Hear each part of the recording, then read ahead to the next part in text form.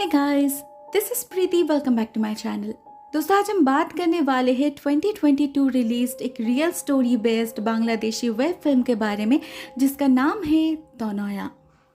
इस कहानी की शुरुआत होती है एक यंग लड़की तौनाया के साथ जो एक होटल रूम में बेहोश पड़ी थी, वो भी स्कूल ड्रेस में।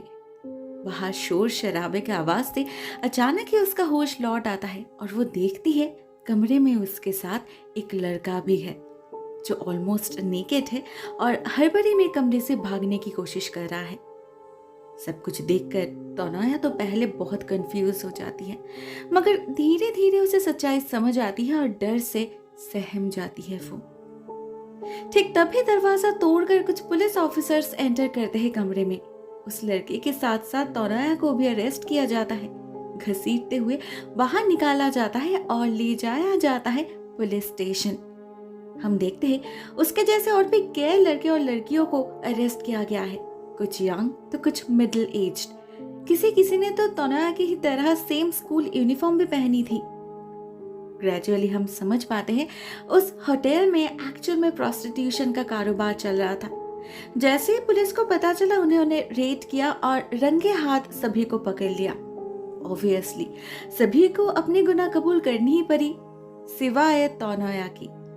वो बहुत ही ज्यादा रो रही थी और बार बार एक ही बात कह रही थी कि वो वहां कैसे पहुंची उसे कुछ नहीं पता। वो तो बस अपने दोस्तों के साथ गोलगप्पे खाने स्कूल से बाहर निकली थी, उसके बाद क्या हुआ उसे कुछ नहीं पता। मगर ऑफिसर उसके बात पर यकीन नहीं करते क्योंकि वो जो दोस्तों के बारे में बोल रही थी वो दोनों भी इसी होटल में थे, अलग अलग कमरे में अपने अपने बॉयफ्रेंड के साथ। उन लोगों ने यह बात एक्सेप्ट भी कर ली है कि वो लोग वहां अपनी मर्जी से गए थे पैसों के बदले। और ये कोई पहली बार नहीं, पिछले कई महीनों से चल रहा है ये सब। अब इसे सुनने के बाद कौन तौनाया के इनोसेंस पर बिलीव करता। सबको लगता है वो नाटक कर रही है, इवन उसके अपने पिता तक उससे मुंह फेर लेते हैं।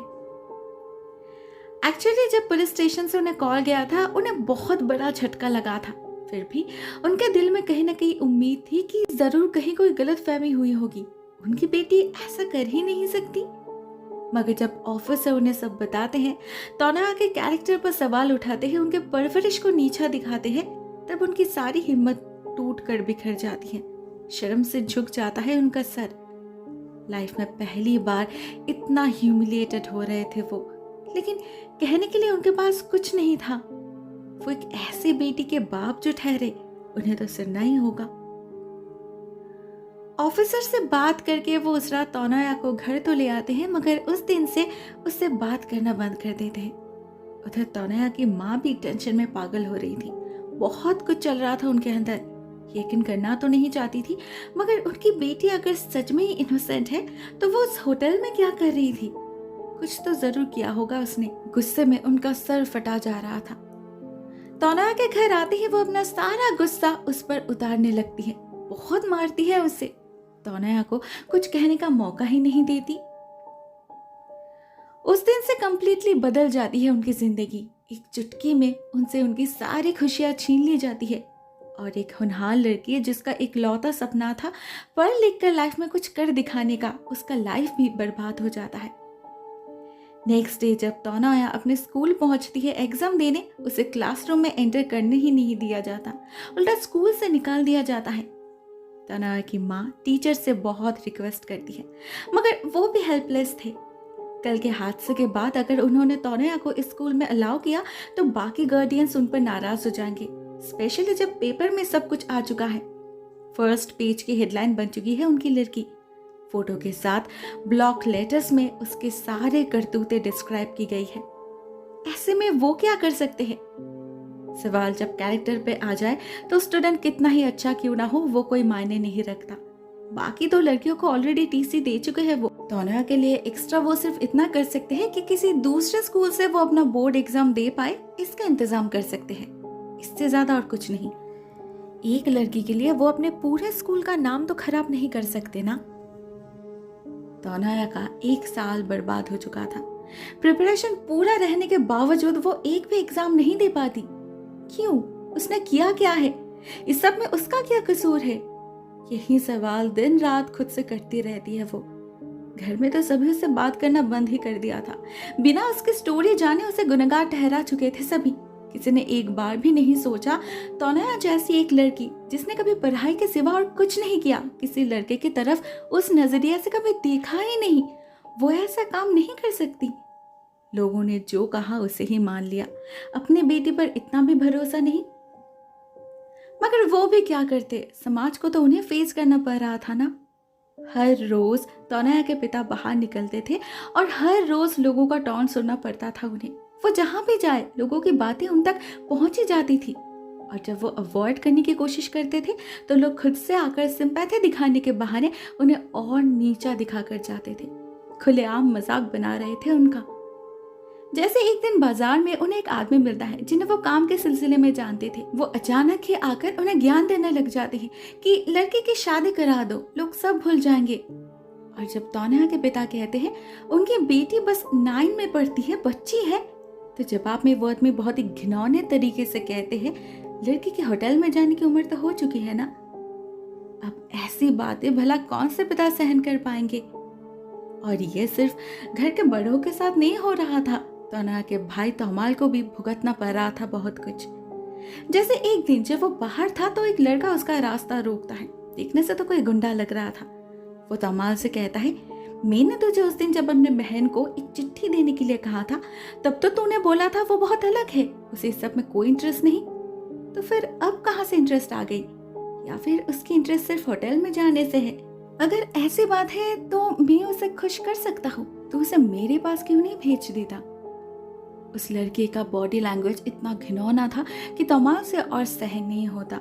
गुस्से में वो उसके मुंह पर थूक देता है और बदले में वो लड़का उसे बहुत मारता है, पीट पीट कर उसके पूरे शरीर को जख्म से भर देता है और उसके दिल और दिमाग को भी। नेचुरली जब तौमाल घर लौटता है उसका सारा गुस्सा जा गिरता है तौनया पर। उसी के लिए तो हुआ ये सब कुछ, ना वो कोई कांड करती ना उसे ये सब सहन करना पड़ता। बेचारी तौनया अपने पिता से तो दूर हो ही चुकी थी। वो आज उसका भाई भी उसे घिन भरे नजरों से देखने लगा था। बिना किसी दोष के इतना कुछ भुगतना पड़ रहा था उसे। अपने ही घर में कैद हो चुकी थी वो। ऐसे में एक दिन उसके पिता कहते हैं कि उन्हें यह घर छोड़ना पड़ेगा। उनके लैंडलॉर्ड ने उन्हें नोटिस भेज दिया है। जिस परिवार की लड़की पर इतना बड़ा आरोप लगा है वो उस परिवार को अपना घर नहीं दे सकती। वैसे भी यह जगह छोड़ने में ही भलाई है। यहाँ तो घर से निकलना ही मुश्किल हो चुका है। वो बाजार नहीं जा सकते, ना अपने काम पे जा सकते हैं। कोई उनसे किसी तरह का कोई रिश्ता ही रखना नहीं चाहते। ऐसे कब तक चलेगा? तौनया के पापा डिसाइड करते हैं कि तौनया को उसके नानी के पास भेज देंगे। वहाँ कोई स्कूल में उसे एडमिशन दिलवा देंगे और वहीं से अपनी पढ़ाई कंटिन्यू करेगी वो। लेकिन तौनया अपने परिवार को छोड़कर जाना नहीं चाहती थी। वो अपनी माँ से बहुत रिक्वेस्ट करती है, मगर उसके फ्यूचर के लिए शायद यही जरूरी था। वो लोग भी घर बदल लेते हैं, नए शहर में नए तरह से लाइफ स्टार्ट करते हैं। मगर इतनी कोशिशों के बावजूद कंट्रोवर्सी उनका पीछा नहीं छोड़ती। ऐसे ही देखते देखते 1 साल बीत जाता है। तौनया भी बोर्ड एग्जाम के लिए रेडी होने लगती है। उसने एक्सपेक्ट किया था उसके पेरेंट्स जरूर उससे मिलने आएंगे। उसे बहुत जरूरत थी उनकी ब्लेसिंग्स की। मगर उससे मिलने जाना तो दूर, उसके पिता तो उससे बात तक नहीं करते। जब तौनया कहती है आने वाली ईद में उसे एक नया ड्रेस गिफ्ट करने के लिए, उसके पिता वो भी मना कर देते हैं। ऐसा लग रहा था मानो तौनया को दिल से ही निकाल चुके थे वो। मगर असलियत ऐसी नहीं थी। वो भले ही तौनया के सामने नहीं जाते थे, ऐसे दिखाते थे कि उन्हें कोई परवाह नहीं है, मगर असल में तो ये सब उनका दिखावा था। वो बस नाराज थे। लेकिन वो छुप छुप कर हर रोज उसके सेंटर के बाहर जरूर जाते थे। बाकी स्टूडेंट से पूछते थे क्वेश्चन कैसा था, उनका पेपर कैसा गया। सभी को भले क्वेश्चन टफ क्यों ना लगा हो, मगर तौनया उसी एग्जाम में बहुत ही अच्छे नंबर से पास करती है। हर साल की तरह इस बार भी अपने रिजल्ट से उसने अपने पेरेंट्स का सर फकर से ऊंचा किया था। इसे देखते हुए उसकी माँ एक दिन उसके पिता से रिक्वेस्ट करती है कि उन्हें भी तौनया को घर वापस लाया जाए। उसे कॉलेज के लिए किसी अच्छे कॉलेज में एडमिशन दिलवाना होगा। गांव में अच्छी कॉलेज कहाँ? वैसे भी उस हादसे को हुए बहुत दिन गुजर चुके हैं। लोग भूल चुके हैं उस बात को। अभी उसे वापस लाने में क्या प्रॉब्लम? फिर भी तौनया के पिता नहीं मानते। वो असल में फिर से उसे इसी कीचड़ में डालना नहीं चाहते थे। वहाँ वो जैसे तैसे एडजस्ट कर चुकी है ना। लेकिन किस्मत में शायद कुछ और ही लिखा था। वो लोग ये बात डिस्कस कर ही रहे थे कि अचानक ही तोनाया का कॉल आता है और वो बताती है नानी का देहांत हो चुका है, अब तो उसे लौटना ही पड़ेगा, वो और वहां नहीं रह सकती। मजबूरन उसके पिता को तोनाया को घर वापस लाना ही पड़ता है, मगर वो और ज्यादा दिन उसे घर में बिठाना नहीं चाहते थे। क्या पता इस शहर में भी उसका राज स्प्रेड हो जाए। तो वो डिसाइड करती है कि वो तोनाया की शादी करवा देंगे। एक रात अचानक ही घर लौटकर वो अपने पत्नी से कहते हैं नेक्स्ट डे शाम को तोनाया को रेडी रखने के लिए कुछ लोग आएंगे उसे देखने। अगर सब ठीक रहा तो अगले हफ्ते ही उसकी शादी है किसी दुबई के लड़के से, वो भी फोन पर। अब ये सुनकर तो तोनाया की माँ काफी हैरान हो जाती है, मना भी करती है क्योंकि उन्हें पता था तोनाया को अभी शादी नहीं करनी, उसे तो पढ़ाई करनी है और उसकी उम्र भी तो नहीं हुई। मगर उनके पति जैसे जिद पकड़ चुके थे, उन्हें कुछ नहीं सुनना था। उधर तोनाया भी एग्जैक्टली वैसा ही रिएक्ट करती है जैसे उन्होंने एक्सपेक्ट किया था। वो अपने मर्जी से जीना चाहती थी, मगर उससे वो हक भी छीन लिया जाता है। सवाल उठाने पर यह कहकर उसका मुंह बंद किया जाता है कि उस दिन जब वो उस होटल में गई थी तब तो उसने अपनी ही मर्जी चलाई थी ना, इसीलिए आज वो ऐसा नहीं कर सकती, उसे अपने पिता की बात माननी ही पड़ेगी। इसे सुनकर तो तोनाया और ज्यादा हर्ट होती है। उसकी माँ ऐसा कह रही है, लोगों ने जो कहा उन्होंने यकीन कर लिया, और तोनाया जो इतने दिनों से कह रही है उसे कुछ नहीं पता, उसका क्या? अगर इतना ही शक है तो उस दिन उसका मेडिकल टेस्ट क्यों नहीं करवाया गया? उसी से सारा सच बाहर आ जाता, पता चल जाता वो वर्जिन है या खराब हो चुकी है या फिर रेप हुआ है उसका। क्यों कुछ नहीं किया उन लोगों ने? करते तो फैसला उसी दिन हो जाता, उसे इतने दिनों बाद भी इंसल्टेड होना नहीं पड़ता, वो भी अपने ही घर में। इस पॉइंट पे उसके बातों से उसके पेरेंट्स को काफी बड़ा झटका लगता है। सच ही तो कह रही है उनकी बेटी, अगर वो लोग उस पर बिलीव नहीं करेंगे तो बाहर वाले क्यों करेंगे? उनके पास कोई मौका नहीं था उस दिन एग्जैक्टली क्या हुआ था ये जानने का, मगर हम एज ऑडियंस जान पाते हैं। हमें पता चलता है तोनाया उस दिन एग्जाम खत्म होने के बाद कुछ देर स्कूल में थी। असल में एग्जाम में कुछ क्वेश्चंस के आंसर वो नहीं कर पाई थी, जिस वजह से अपसेट थी वो। ऐसे में उसकी दो दोस्त आते उसके पास, जिनका प्लान ही था तोनाया को किसी से मिलवाने का। वो दोनों आपस में डिस्कस ही कर रहे थे कि कैसे उसे कन्विंस किया जाए। तोनाया से कहते ही वो हर बार की तरह मना कर देती है क्योंकि उसे पता है कौन उसका वेट कर रहा है। साजिद नाम का एक 3rd क्लास लड़का बहुत दिनों से उसे परेशान कर रहा है। डायरेक्टली उसे बोलने से तो कुछ नहीं हुआ, इसीलिए अभी उसके दोस्तों को फंसाया है उसने, मगर तोनाया को उसमें बिल्कुल भी इंटरेस्ट नहीं था। वो साफ साफ मना कर देती है, मगर उसके दोस्त भी नहीं छोड़ते। बातों बातों में उसे गोलगप्पे खाने के लिए मना लेते हैं और वहीं पर खड़ा था वो लड़का और 2 लड़के के साथ। तोनाया से फ्लर्ट करने की कोशिश करता है वो, मगर तोनाया हर बार की तरह उसे भाव नहीं देती। उसे लगा था हर बार की तरह बात यहीं खत्म हो जाएगी, मगर उसे पता नहीं था उसके पीठ पीछे एक बहुत ही बड़ी साजिश चल रही है, जिसमें अपने अनजाने में ही फंस जाती है वो। गोलगप्पे खाते खाते अचानक ही बेहोश हो पड़ती है। उसके बाद क्या होता है उसके साथ उसे कुछ नहीं पता। जब उसका होश लौटता है तब वो उस होटल में थी। सच्चाई तो यही है कि उसके अपने दोस्तों ने उसे धोखा दिया था। उसके खाने में सिडेटिव्स मिलाकर बेहोश करके उसे ले गए थे उस नरक में, मगर कुछ कर नहीं पाए। उससे पहले पुलिस आ गई और उसे काइंड ऑफ रेस्क्यू कर लिया। उस दिन उसके शरीर को तो उस लड़के ने खराब नहीं कर पाया, मगर उसके कैरेक्टर पर दाग जरूर दे गया। मगर इसमें उसकी गलती कहाँ? यही सच्चाई वो इतने दिनों से चीख चीख कर सबको बताने की कोशिश कर रही है। वो एक विक्टिम है, अन्याय तो उसके साथ हुआ है। उसे किसी का सपोर्ट नहीं मिला, इसलिए वो किसी को सजा नहीं दे पाई। जिन्होंने उसके साथ इतना सब कुछ किया वो तो आजाद घूम रहे हैं, और वो बेचारी ऐसे घुट घुट कर क्यों जी रही है? वो सिर्फ लड़की है इसलिए? कोई कुछ भी करे, उंगली तो हमेशा लड़की पर ही उठती है ना। समाज उसी को दोषी करार देता है, बिना कुछ जाने उसकी पूरी जिंदगी बर्बाद कर देता है। तोनाया के साथ भी यही होता है। वो कुछ कर नहीं पाती, रहना तो उसे इसी समाज में है, तो वो और अपने परिवार पर बोझ बनना नहीं चाहती थी। वो अपने पिता की बात मान लेती है और लड़के वालों से मिलने के लिए राजी हो जाती है।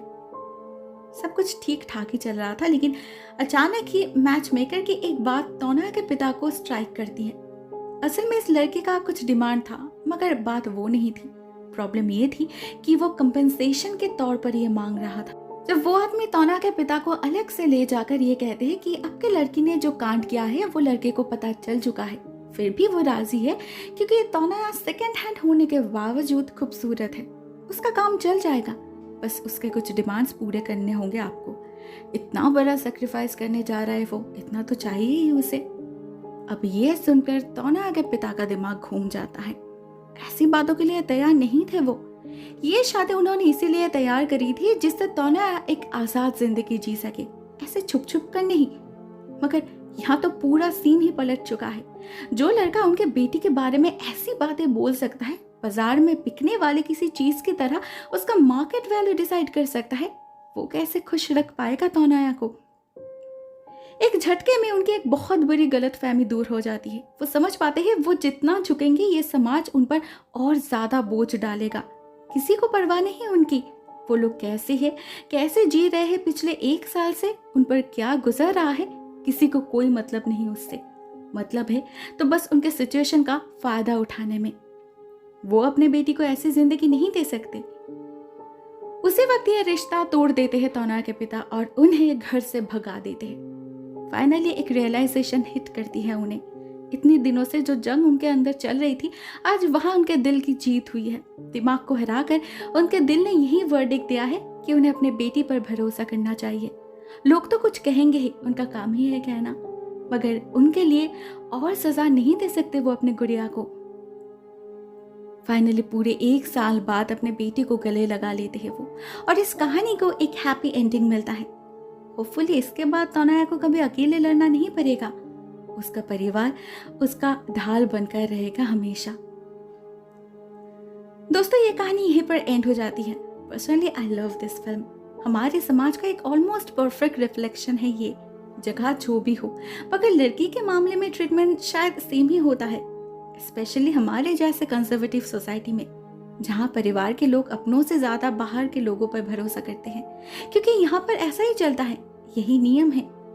कुछ हो ना हो, लड़कियों को सबसे पहले कॉर्नर किया जाता है, उन्हें विक्टिमाइज किया जाता है और फोर्सफुली उन्हें यह समझाया जाता है कि वो ही असली कल्प्रिट है, उसी की गलती है। इस फिल्म में तोना की एक्टिंग मुझे सबसे ज्यादा अच्छी लगी। इतनी नेचुरल है कि हम लड़कियां उससे बहुत ही इजीली रिलेट कर पाते हैं, समझ पाते हैं उसकी फीलिंग्स को। और तो और यहाँ जो गाना यूज किया गया है वो भी बहुत ही ज्यादा परफेक्टली मैच कर रहा था, मुझे तो बहुत पसंद आया। दोस्तों, आपको ये वीडियो कैसी लगी कमेंट सेक्शन में जरूर लिखना। आज के लिए बस इतना ही दोस्तों। Thank you so much for watching this video. बहुत जल्द मिलते हैं किसी और नए वीडियो के साथ, तब तक के लिए टेक केयर, टाटा।